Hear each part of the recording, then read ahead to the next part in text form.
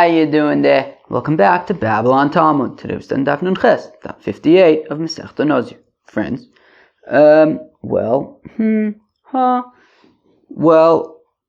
today we talk about Hakafas Kol Arosh Shma Hakafa.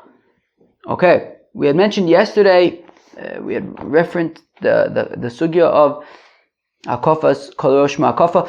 Right, of course. Right, so we learned yesterday that men are not allowed to shave off their payas with a razor. Now,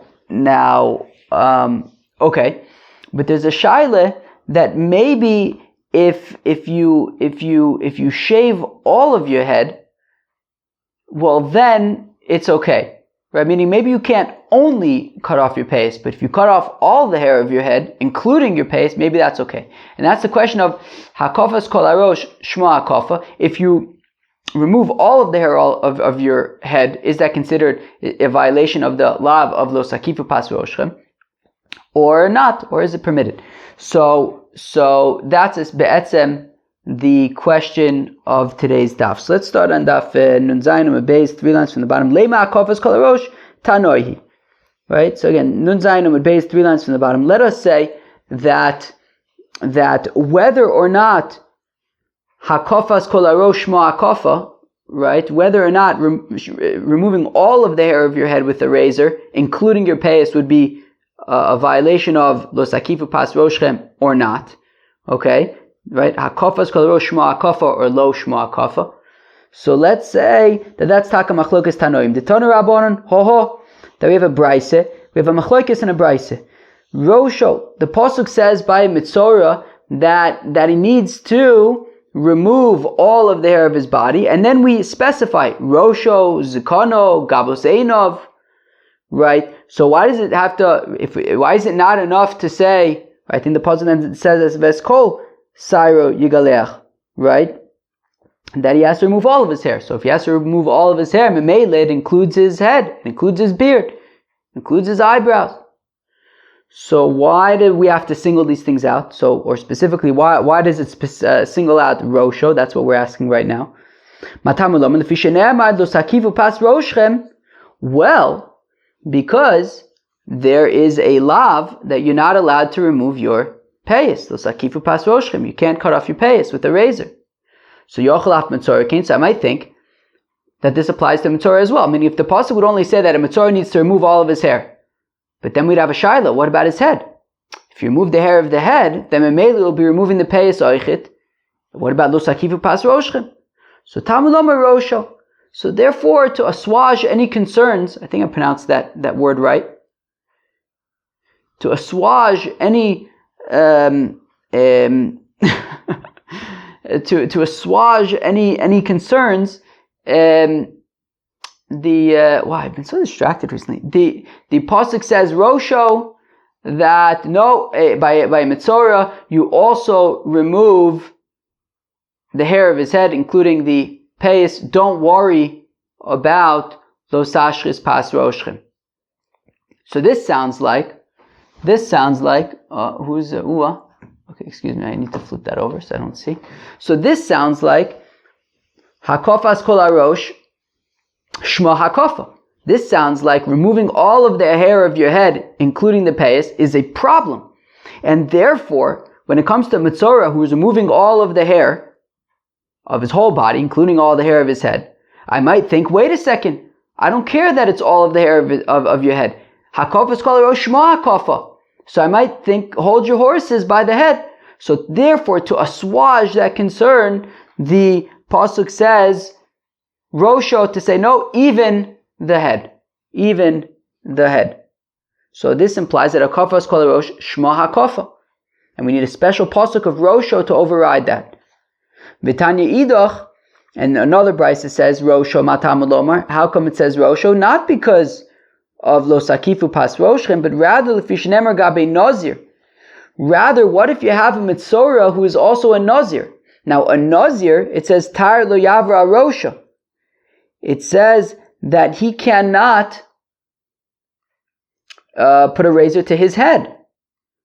And the pasuk also writes that's a lav, and the pasuk also says kadosh yeh gadol peresai rosha. It also says by a Nazir that he has to grow out his hair. So it's an asay and a lo taseh. Right? It's a lo taseh of tar lo yavra arosho, and it's an asay of kadosh yeh gadol peres arosho. So therefore, Yachalaf Nazir Mitzorah Kain, is it possible that if you have a Nazir who's a Mitzorah, he'd be unable to shave the hair of his head at the end of his purification from being a Mitzorah? So Talmud Lomar, Rosho. So therefore it says, Rosho, to say that, no, even a Mitzorah who's a Nazir would would shave the hair of his head with a razor, even though a Nazir generally would not be allowed to shave his head, but if he's a Mitzorah, he can. Now, according to this second opinion, or second brisa, so we're not concerned about lo sakifu pas roshchem. We're not concerned, right? The implication being that akofas kol arosh lo shma akofa. That if you remove all the hair of your head, including your pais, that's not a problem because it's along with all the hair of your head. So akofas kol arosh lo shma akofa. So the second brisa doesn't seem to be concerned about akofas kol arosh, right? About losashas pas roshchem, because akofas kol arosh lo shma akofa. What the second brisa is concerned about is, well, what if the Mitzorah is a Nazir, and the Nazir is in asay and a lo taseh, right? It's the lo taseh of sar leyavra arosho and the asay of kadosh yeh gadol peres arosho. I might think that a Mitzorah who's a Nazir would be unable to shave his head as part of his purification from being a Nazir, from being a Mitzorah. I might think that he cannot shave his head. So therefore, the pasuk says Rosho, that even a Mitzorah who's a Nazir shaves his head. So my lav, so fourth line of the Gemara of Nun Ches Amud Aleph, my lav, Tanoi. So let's say, as I've kind of tried to massage into the explanation of the two brises, that there's a machlokas Tanoim here about, do we say akofas kol rosh shma akofa or not? Lamanda Omer mi Nazir. So according to the second brisa, which says that Rosho is to teach us about a Mitzorah who's a Nazir, so kasover hakofas kol rosh lo shma akofa, that if you remove all the hair of the head, then there's no issue of payas, and therefore that wasn't a concern for that second brisa. What was a concern is when we needed the pasuk of Rosho by Mitzorah, it comes limitches lo saise ve'esei. It's needed for a Mitzorah who's a Nazir, where there's the lo ta'aseh of tar leyavra Rosho and the essay of kadosh yeh gadol peres Rosho, and that's by a Nazir. So we need to know that if the Mitzorah is a Nazir, nonetheless, removing all of the hair from the Nazir overrides the asay and the lo taseh by removing all the hair of the Mitzorah at the end of his tumah overrides the asay and the lo taseh of a Nazir. Ve'idach sover, whereas the first brisa, the Tana of the first brisa holds hakofas kol rosh shma akofa, that removing all the hair of your head would be an issue because you're removing your payas too, and I don't care that you're removing all the hair of your head along with it, it's still going to be a problem for removing your payas. And therefore, v'chiasa kra limitche lav greda. And therefore, when you have the pasuk of Rosho, it's coming to say that a regular Nazir can shave his head, and while normally there would be a concern about removing the payas, by a Mitzorah, I hope I didn't say Nazir, a Mitzorah, sorry, I hope I'm not going to be confusing terms on this stuff, because there's a bunch of things flying around here. I hope I'm keeping things straight. A Mitzorah shaves his head, and that overrides any concerns about Los Ashris Pas Roshchem, because otherwise we would have to be concerned about removing the payas, because Hakofas Kol Rosh Shmo Hakofa. Okay, fine. So we want to explain that the difference between these two brises is that the first brisa holds hakofas kol rosh shma hakofa, and the second brisa the Tana of the second brisa holds hakofas kol rosh lo shma hakofa. Now Omar Rove says dechuli alma hakofas kol rosh lo shma hakofa. So Rove wants to argue that actually both Tanas hold that hakofas kol rosh lo shma hakofa, that if you remove all the hair of your head, then there's no longer a concern about removing your payas. So if that's the case, then what's pshat with the first brisa who says that we need rosho, because otherwise I would be concerned about removing your pace, but it's hakafas kol harosh. Hakafas kol harosh lo shma hakofe. V'chi also kra kigon shehikif ulevasov gilach. Well, what the pasuk is teaching us is about a situation where he first cut off his pace and then he cut off the rest of his hair. Right? That means if he would remove all of his hair, including his pace, okay, so hakafas kol harosh lo shma hakofa. But what if he first removed his pace and then he removed the rest of his hair? So normally that would be a problem because you're removing your pace. But what it's coming to say is, well, since if he were to remove all of the hair of his head at one time, he would not be chayiv, because akafas kol harosh lo shma hakofe. So kiheki v'levasov gilach nami lo mechayiv. What the pasuk is coming to teach us is that by mitzorah, if he would first remove his payas and then the rest of his hair, he would not be chayiv. Because of krachi, to which the Gemara says, meh. Why in the world would the pasuk do that? Why would the Torah say that? If there is a permissible way to remove his hair without having to do it in a forbidden way, why would the Torah go out of its way to say you can even do it in the forbidden way? What's the point? If we're saying hakafas kol harosh lo shma hakofa, that if he removes all of the hair of his head, then there's no concern by the pace. So then a mitzorah should just remove all the hair of his head, and do it that way. The Torah wouldn't go out of its way to say, you know what, a mitzorah, we're giving you options. You can even first, we're going to be easy on you. You can even, because you're a mitzorah, you have a special privileges that nobody else has. You can first remove your payas and then the rest of your head. Why would the Torah do that? As we learned from Rish Lakish earlier, that whenever you have an essay and a losaise, they're on a crash course for each other. For example, over here, the essay of a Nazir, of Mitzorah having to get a haircut, having to remove all of his hair, and the losaise of don't remove your payas. Well, if you can avoid the collision course, that would be best.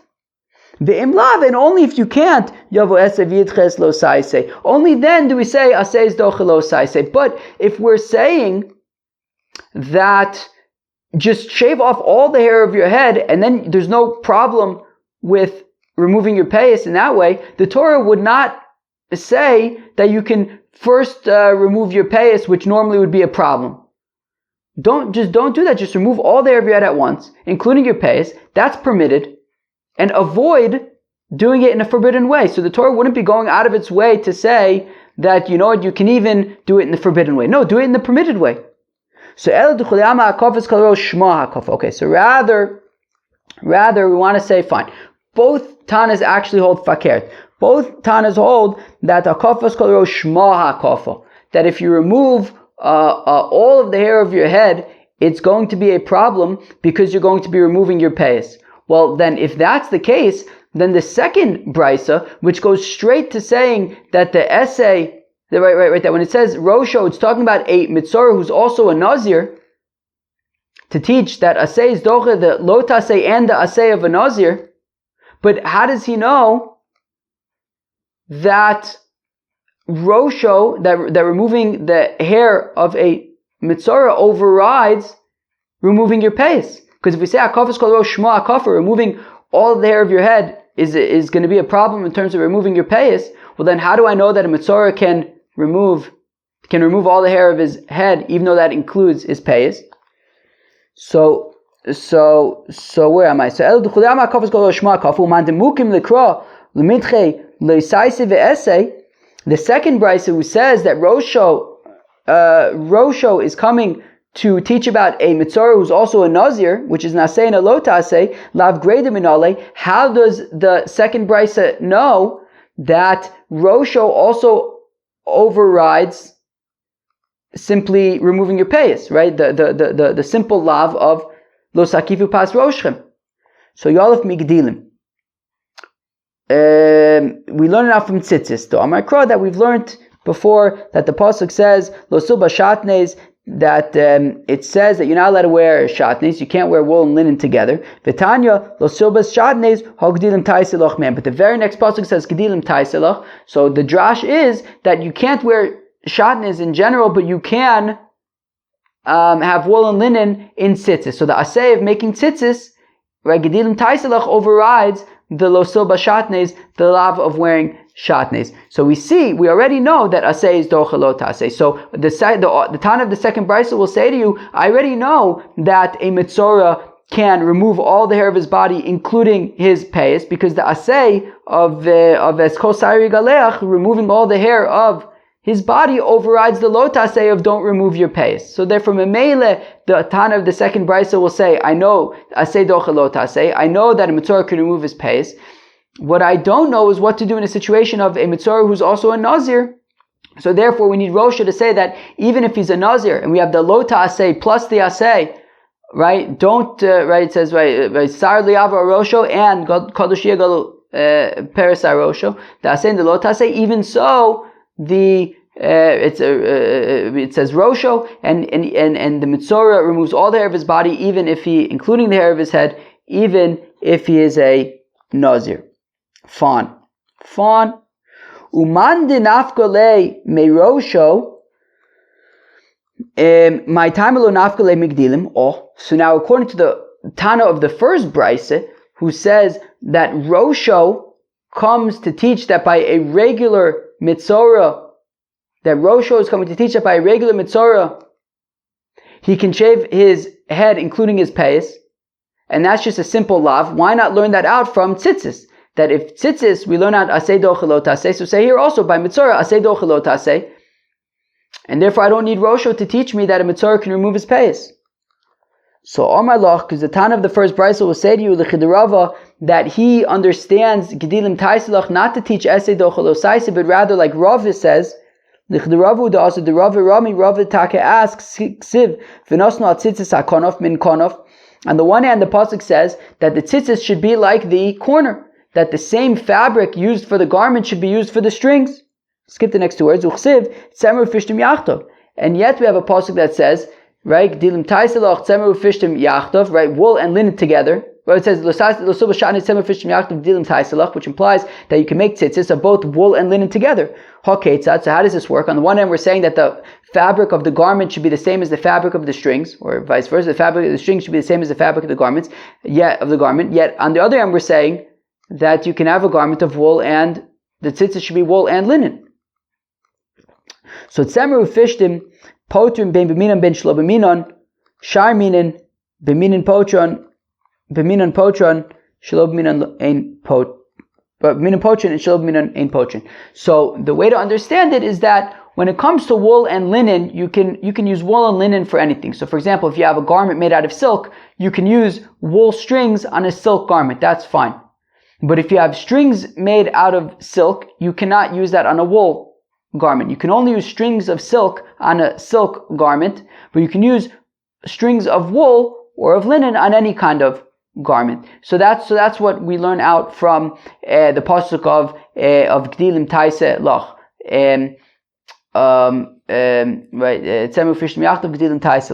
So the Tana of the first brisa will say that I cannot learn out that a mitzora cuts off his payas from gedilim taiselach, because that's used for something else. Therefore, I need Rosho to teach me that a Nazir, that a mitzora cuts off his payas.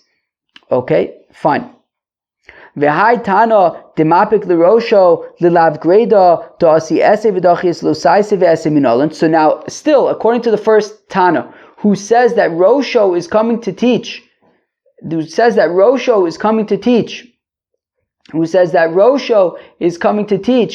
that a mitzora removes his payas, which is simply in asay being docha lo tasay. How does he know that if you have a mitzora who's also a Nazir, where there's not just a lo tasay, but a lo tasay plus an asay? How do I know that a mitzora who's a Nazir also cuts off the hair of his head?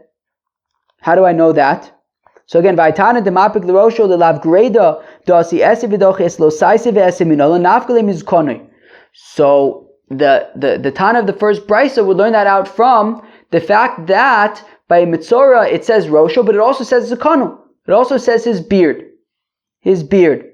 The Tanya, Zakanu Matam Lomer. How come we have to say that a Mitzorah also cuts off his beard? Obviously he cuts off his beard. He cuts off all of his hair. Why do we have to specify that he cuts off his beard? Lefisha Nemar, because the pasuk says by Kehanim Ufaz Zakanim Lo Yigalechu, that they will not remove the corners of they will not shave off the corner of their beard. Now it also says, Ufaz Zakanim Lo Yigalechu, so that's a lot, but it also says Kedoshim Yu Leloheim, they'll be holy to their God, so that is an asay. So there's a lot asay and an asay. So Yachol Afkoy Mitzorah Kain. So is it possible that if you have Mitzorah who's a Kohen, he'd be unable to shave his beard because there's a lot asay and asay. So Tamiloma Zukano, therefore it says by Mitzorah Zukano, yes, he also shaves off his beard. He also shaves off his beard. He also shaves off his beard. So the first Tana learns that from Rosho we learn out that asay is doche lo ta'asay, that you cut off the hair of your head even though it's going to include your payas. And from the fact that it says zikano, that's where we learn out that asay is doche lo ta'asay plus asay. Now according to the second Tana, who says that Rosho is coming to teach about a Mitzorah who's a Nazir, so that and that's a situation of asay and a lo ta'asay, why not learn it out from Zikano from a Kohen, where there's an asay and a lo ta'asay? So the author of the second brisa, the Tana of the second brisa will respond.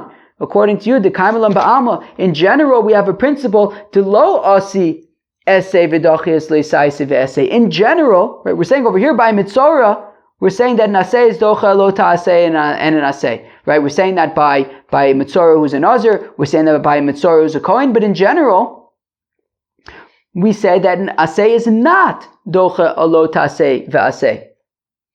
Leilef mikoyin dedachi. But why? Why is that the halacha? Why not learn out from Kohen that when it comes to Mitzorah who's a Kohen, he removes all the hair of his body, including his beard, even though it's an asay and a lo ta'asay? Why don't we say that, well, just like by a Mitzorah who's a Kohen, asay of removing all of the hair is docha the lo ta'asay and the asay of shaving his beard.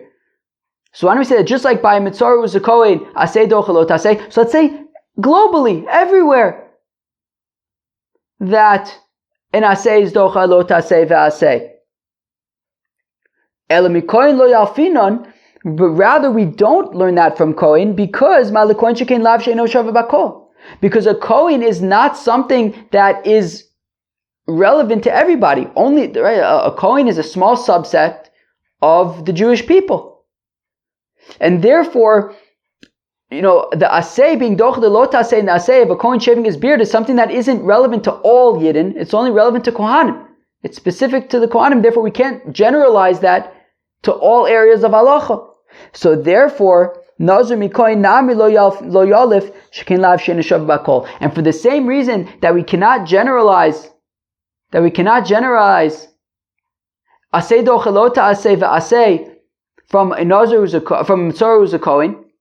So also we cannot learn out asay docha lo ta'asay ve'asay from a Mitzorah who is a Nazir. Because Nazir and Mitzorah is relevant to everybody, but Kohen is not relevant from everybody, and therefore we need it, and therefore, according to the second brisa, Rosho is coming to say that a Mitzorah who is a Nazir also removes all the hair of his head.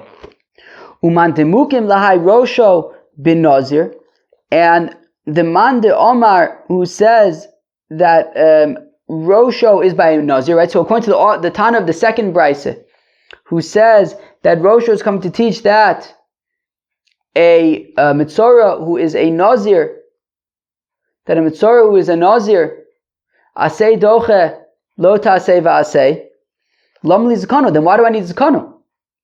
Okay, I understand that I can't learn out the Nazir from the Kohen, because the Kohen is a lav she'en neshav bakol, but learn out the Kohen from the Nazir, and say that just like by Mitzorah who's a Nazir, asay doche lo ta'asay va'asay, so oichit, a Mitzorah who's a Kohen, Oichit, asay doche lo tasei v'asei. Why do I need it to say zikano? Lamli zikano, mi bar lelich detanya. We need it for like the following brisa, ufaz zikano legalecha, right? To teach us that we need zikano by mitzorah, to teach that a mitzorah removes the hair with a razor, as we've learned in the past. Ufaz zikano legalechu, it says by a kohen that you can't shave the corners of his beard. Is it possible that even if he cuts his beard with scissors, there will be a problem? No, it says don't destroy the hair follicles. It has to go down to the roots. And scissors don't go all the way down to the roots. And if it says, okay, so going down to the roots, what about like a tweezers or a plane or something? I don't know what a plane is, which goes down all the way to the roots. Would he be chayiv for that? It says no. You have to shave it. You don't use tweezers to shave. You use like a razor to shave. So we say that what is the kind of shaving that both goes down to the roots, but it's also like a shaving kind of technique, not a tweezing technique. So that is a razor. So we teach that by the kohen shaving his beard, that's specifically a razor, and therefore it says zikano also by mitzorah, to say that just like by a beard it's with a razor, by mitzorah also he removes his hair with a razor. So that's why he needs to say zikano by mitzorah, to teach that it's specifically with a razor. Uman demapik le lairosho lelav greda. So now according to the first brisa, the Tana of the first brisa, who says that rosho is to teach that you can cut off your payas. So lamali limichtav roshuv lamali limichtav zkano. So now according to the Tana of the first brisa, so how does he learn out that asay is doche lo ta'asay ve'asay? So he learns it out from zikano, right? He learned it out that right, he had no problem learning from kohen that a mitzorah who's a kohen cuts off his beard even though it's an asay and a lo ta'asay. So why would I need rosho to teach me the more boring case, which is that asay is doche lo ta'asay, of cutting off your payas? We already know from zikano that a mitzorah who's a kohen cuts off his beard, even though it's not just an asay doche lo ta'asay, but it's asay doche lo ta'asay ve'asay. So mashma lemitche lav gredo, mashma lemitche lo ta'asay ve'asay. If we already have zikano, which teaches that even a mitzorah who's a kohen cuts off his beard, even though it's asay doche lo ta'asay v'asay, so that should imply both that the asay is doche lo ta'asay v'asay, and memele that it's doche also just a regular lo ta'asay without the asay. So hilkach shakulu v'yavau shnein. So I should be able to learn out both instances from there. I shouldn't need rosho to teach me simply that he can remove his payas. So this answer is a little bit strange, but I guess I'll try to make it work. Kohen mi Nazir lo yalfinan. So we had said, so we say that you wouldn't be able to learn out a mitzorah who's a Kohen from a mitzorah who is a Nazir, because shekein yeshno b'sheila. Because a Nazir is unique in that he can always do ataras nedarim, which of course you can't do by being a Kohen, because you didn't take a neder to be a Kohen. Nazir mi Kohen lo yalif, and you can't learn out a Nazir from a Kohen, right? Mitzorah was a Nazir from Mitzorah was a Kohen, because shekein lav she'enu shava bakol, because Kohen is a lav she'enu shava bakol. Okay, because it doesn't apply to everybody, it only applies to Kohanim.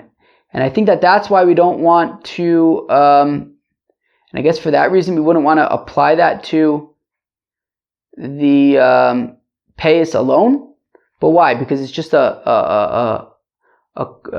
because it's only shaykh to Kohanim, but he doesn't seem to have an issue with that, because right, he seems to be saying that even though Kohanim are lav she'enu shava bakol, still we learn out asay doche lo ta'asay from them. And we can't learn out in general that asay is doche lo ta'asay va'asay, both by the Nazir and both by the Nazir and the Mitzorah, because each one has their unique parts, right? That the Nazir is can do ataras nedarim, and the Kohen is a lav she'enu shava bakol. So therefore we don't in general learn out asay doche lo ta'asay va'asay from these examples, because they're unique. And because they're unique, therefore we need to. Or maybe the point is, Or maybe the point is, maybe that's the point. Oh, is that the point? Maybe that's the point. That meaning, according to the Tana of the first brisa, so how do you know that aseh is doche lo taseh? Well, he doesn't learn out from Gedilim, because Gedilim, we said, is needed for Rava. So we learn out aseh doche lo taseh from Dafka from the fact that by Mitzora you can cut off his pay. So aseh doche lo taseh. So we asked, but why not just have the Kohen, right? Why not just have Zukano, which is aseh doche lo taseh va'aseh, and that would also work for aseh doche lo taseh. I don't know, maybe the point is that if we want to generalize aseh doche lo taseh, we wouldn't be able to do that if we're learning out from Kohen, because Kohen is lav shena shav bakol. I don't know, it's like a little bit of a funny answer. Maybe that's the point. Anyways, alright friends, that was Daf Nun Ches of Masechta Nazir. It really talked about the sugya of aseh doche, it really talked about the sugya of hakafas kol harosh shma hakafa. Initially we wanted to say that it's machlokas, but in the end we said we seem to go with the line that everyone agrees that aseh is doche lo taseh. Everyone seems to agree that hakafas kol harosh shma hakafa. Okay, friends, that was Daf Nun Ches of Masechta Nazir. I hope you enjoyed. Peace out.